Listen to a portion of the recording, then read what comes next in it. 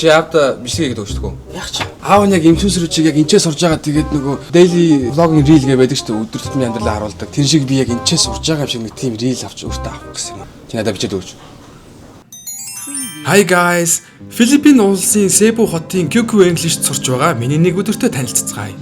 За би сургуулийнхаа дотор байранд капсул өрөөнд байгаа хувийн орон зайтай бүх юмнууд маань хангалттай багтана. Ер нь дотроо том зөвхөн амрах зориулттай олуулаа байдаг тул их сонирхолтой санагдсан. За тэгээд өглөө босоод ямар ч байсан сайхан сунаагаад усанд ороод шүд амаа угаагаад өнөөдөртөө бэлэн болно. Өглөөний цаг өөртөө тул ямартай ч хичээлд орохоос өмнө өглөөний цагаа унна. Энд дандаа буфет хоол гардаг тул амар идэх хоолоо шууд сонгоо явчихна. За цаагаа очоод шууд хичээлдээ суусан. Өнөөдөр би өдөөс өмнө 2 цагийн ганцаарчилсан хичээлдээ яг гадаад багш тул ичиж санаа зовх юм байхгүй сайхан ярилцаад гоё ойлголцоод явчтай юм байлээ. Ер нь Монгол багш байсан ч би тэгэд ичгүүгээр асуух зүйлээ асуух хэрэгтэй л юм байлээ. 2 цагийн хичээл дуусаад өдрийн цайны цаг болоход 1 цаг дутуу байсан тул би 3 давхарт байдаг фитнес рүү орж жоохон дасгал хийсэн. Тэгээ ер нь дасгал хийх хэрэгтэй гэдгийг энд ирснээс хойш ойлгосон. Дасгал хийдэг болно гэж бодож байгаа. Та ажигсан хийгээрэй. За тэгээд өдрийн цайны цаг болоод сайхан жигсэн. Тэгээ дараагийн хичээл маань өдөр 4 цагаас байсан тул би хичээлээ хүлээнгээ бассейн орж сэлсэн энэ хартаа хараараа сэлж байгааз тэгээд далайн хэрэг дээр давлгааны дуу сонсож гоё хэсэг суусан. За тэгээд эргээд хичээлдээ орсон. Энэ хичээл групп хичээл байсан.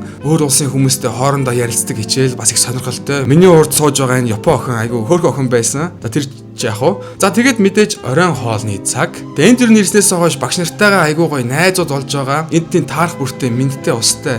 Одоо энэ бол Ohio-гаас ирсэн Америк багш. Тэгээд таарсан газараа шууд нэг гоё битээр ярилцаад байдаг.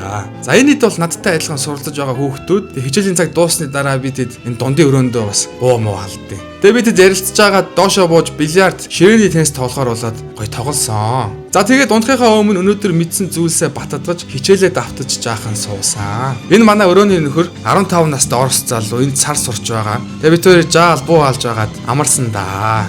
Тэгээ ер нь капсул өрөөнд дотор байх нь илүү давуу талуудтай санагдсан. Хүмүүстэй ярилцсан, ганцаардахгүй, найзуудтай уулна. Дотроо болохоор бүр амар байсан.